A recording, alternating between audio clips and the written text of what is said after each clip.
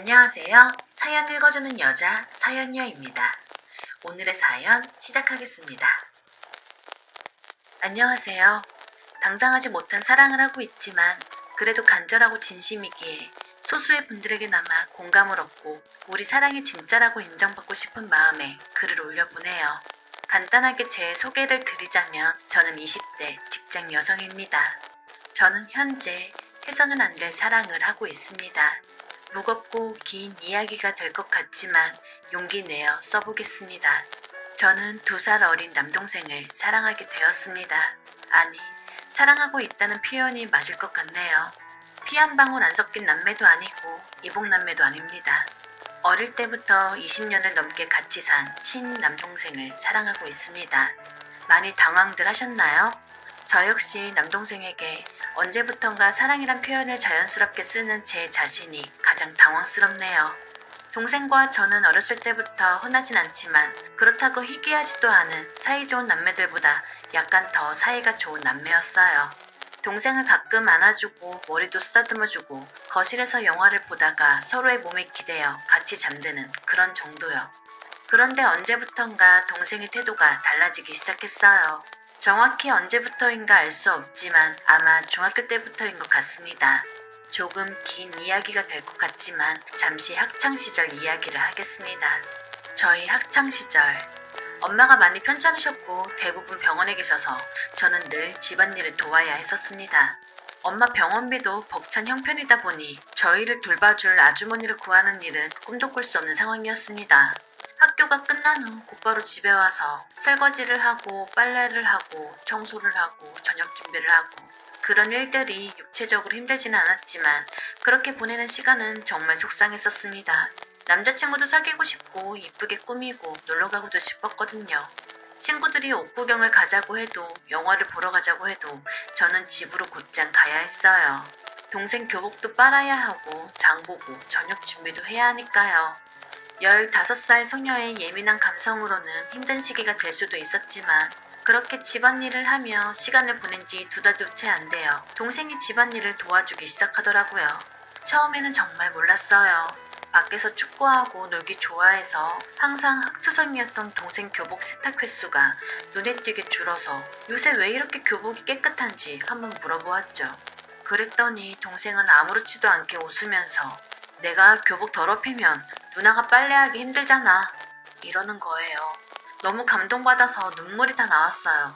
초등학교 때부터 축구를 좋아해서 항상 하루도 안 빠지고 흙투성이가 되어서 돌아오던 동생인데 그렇게 좋아하는 축구도 제가 빨래하기 힘들까봐 안 한다는 거예요. 그것만 해도 너무 고마웠는데 집안일까지 도와주기 시작했어요.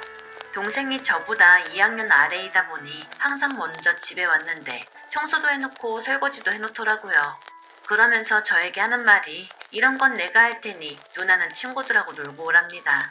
핸드폰을 안 가지고 있던 때라 제가 집에 있으면 친구들이 집으로 전화를 해서 절 찾거나 집으로 와서 놀러 가자고 부르고 그랬는데 그럴 때마다 거절하고 아쉬워하고 그랬거든요.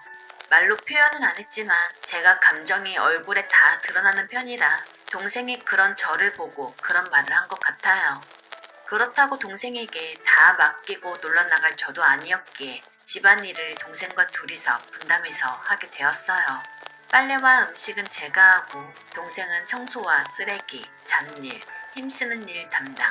그런데 어느 날 동생이 알려달라고 해서 밥짓기나 간단한 국, 볶음류 반찬을 알려줬는데 요리에 재능이 있는지 황당하게도 언젠가부터 저보다 맛있게 잘하더라고요.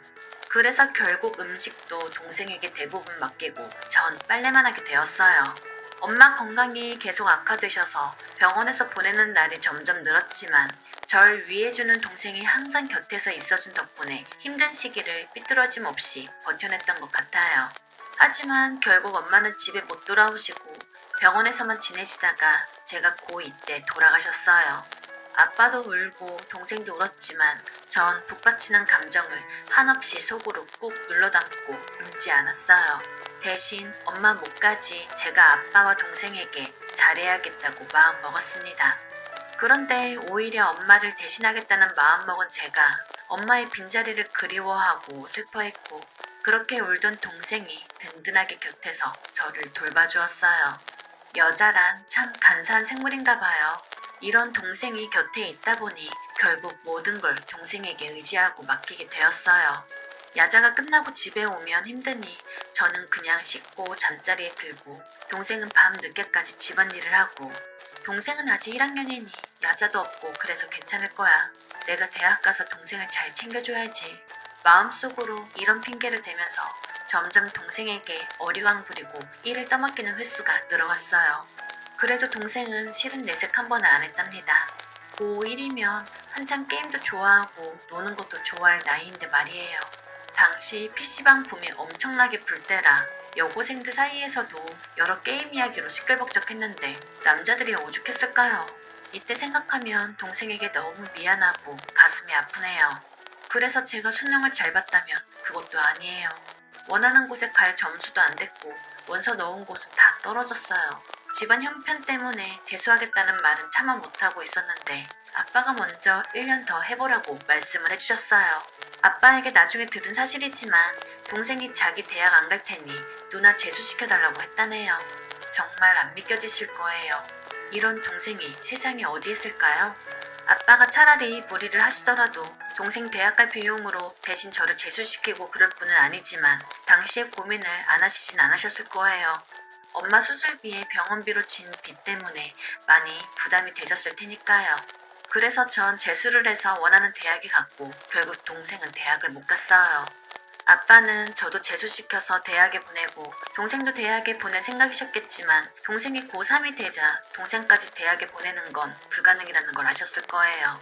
동생이 공부를 잘한 편은 아니었고 꿈이 의사나 판검소도 아니었지만 그래도 수도권 대학 갈 정도는 되었는데 저 때문에 전문대마저도 못 갔어요. 동생이 요리에 소질이 있고 좋아해서 그쪽으로 나가서 지금은 아주 잘 되고 있지만 저 때문에 대학을 포기한 동생에게 너무 미안하고 가슴이 찢어질 듯이 아파요. 이때 동생에게 미안한 마음 때문에 내 진심과 관계없이 보상 심리로 지금의 동생을 남자로 사랑한다고 스스로 착각하는 건 아닌지 수도 없이 고민을 해보았지만 답은 나오질 않네요. 왜냐면 동생은 제가 대학에 가고 나서도 제가 직장에 다니고 나서도 전만큼 아니 전보다 더 잘해주고 저를 아껴주었거든요. 대학에 가서 점심을 자주 사 먹을 돈이 없으니 학생 식당을 주로 이용했어요. 엄마가 아프시고 나서 가세가 기울기 전엔 그래도 부족함 없이 살았던 중산특집 딸이었기에 현재 처지는 생각 못하고 입맛만 까다로워서 학생 식당 밥이 맛없다고 자주 동생에게 투덜거렸어요. 집안 형편은 변한 게 없는데 올해 대학생 됐다고 반찬 투정하는 누나가 얼마나 보기 흉했을까요? 하지만 동생은 절 나무라기는커녕 며칠 후에 학교에 가려고 집을 나서는 저에게 도시락으로 답을 대신하더라고요. 아침부터 주방에서 달그락거리길래 시끄럽다고 뭐라 했는데 도시락을 받는 순간 너무 미안하고 기쁘고 목이 메었어요. 제 속마음과는 달리 제정신이냐고 고3이 힘들게 아침부터 이런 거 하지 말라고 퉁명스럽게 따지듯이 말했는데 동생에게는 안 먹히나 봐요. 그렇게 퉁명스럽게 말해도 웃으면서 자기도 매일은 못 해주고 일찍 눈 떠지는 날만 해주겠대요. 그런데 저는 알아요. 전혀 말도 안 되는 소리라는 걸. 저희 남매는 유독 아침잠이 많아서 엄마가 살아계실 때는 아침마다 우리를 깨워주시느라 전쟁이었어요. 동생은 저보다 더 심했으면 심했지 덜하진 않았는데 반찬 투정하는 저를 위해서 제가 동생이 만든 음식을 맛있어하고 좋아하니까 아침잠을 이겨내고 평소보다 1시간이나 더 일찍 일어나서 도시락을 싸준 거예요. 동생이 싸준 도시락을 먹는 내내 눈물이 나왔고 그날 집에 가자마자 동생을 꼭 안고 처음으로 뽀뽀를 해줬어요. 이렇게나 절 아껴주고 사랑해준 동생이지만 당시에 그건 부모님이 주시는 사랑과 비슷한 감정이었지 남녀간의 사랑은 결코 아니었어요. 동생이 저를 누나가 아닌 여자로 사랑하고 있다는 걸 알게 된 건 1년 후예요. 동생이 친구 만나러 밖에 나가고 전 집에 있다가 뭐 찾을 게 있어서 동생 방을 뒤적거리다 결국 못 찾아서 서랍장까지 열어서 찾는데 밑바닥에 웬 노트 같은 게 깔려있더라고요. 표지가 언덕의 풍차 사진이라 이쁘다고 생각하면서 아무 생각 없이 노트를 펼쳐 보았는데 동생이 쓴 일기가 빼곡하게 적혀 있었어요. 봐서는 안 되는 거였지만 동생이 좋아하는 여자아이에 대해서라도 적혀있나 하는 가벼운 호기심에 펼쳐본 남동생의 일기는 저를 엄청난 충격에 빠지게 했어요. 앞부분은 시시콜콜한 학교 이야기, 친구 이야기 등을 일기가 아닌 메모 형식으로 끄적여 놓은 것이었는데 중간쯤부터 동생의 감정이 일기 형식으로 적혀 있었고 그건 저에 대한 동생의 마음을 표현한 것이 대부분이었어요. 앞부분은 거의 나는 누나의 웃는 모습이 좋다. 오늘 누나가 머리를 쓰다듬어 주었는데 기분 좋았다. 이런 짧은 문장의 내용이었는데 뒤로 갈수록 누나에게는 정말 좋은 냄새가 난다. 누나가 안아주면 행복하다. 누나가 내 애인이었으면 좋겠다. 이런 내가 이상한 걸까? 이런 식으로 표현이 늘어가고 뒷부분은 대부분 친누나를 여자로 사랑하게 된 동생의 마음과 슬프고 괴로운 감정들이 그대로 다 드러나 있었어요. 마지막은 가슴이 너무 답답하고 괴로우니 누나에게 진심을 털어놓고 싶지만 자기를 싫어하게 될까봐 그게 너무 겁난다는 누나가 자기를 미워하게 되면 죽고 싶어질 거라는 내용이었고 일기에 더 이상의 내용은 없었습니다. 읽는 내내 동생의 진심이 전해져서 마음이 너무 아팠지만 당시에 무서운 감정이 더 컸었어요. 일기장을 누가 볼지도 모른다는 생각에 자세하게 표현을 안 했지만 저를 안고 싶다는 성적인 내용도 조금 있었고 아무리 사랑이라고 표현해도 동생이 저를 그런 시선으로 본다는 게 그냥 무서웠어요. 저도 동생을 정말 아끼고 사랑했고 동생 또한 워낙 절 아끼고 잘해주니 내 남자친구라면 근사할 텐데 정도의 생각은 저도 몇 번 해봤지만 이렇게 동생의 속마음을 적나라하게 알고 나니 너무 걱정이 되는 거예요. 저는 그때부터 동생을 피하기 시작했어요.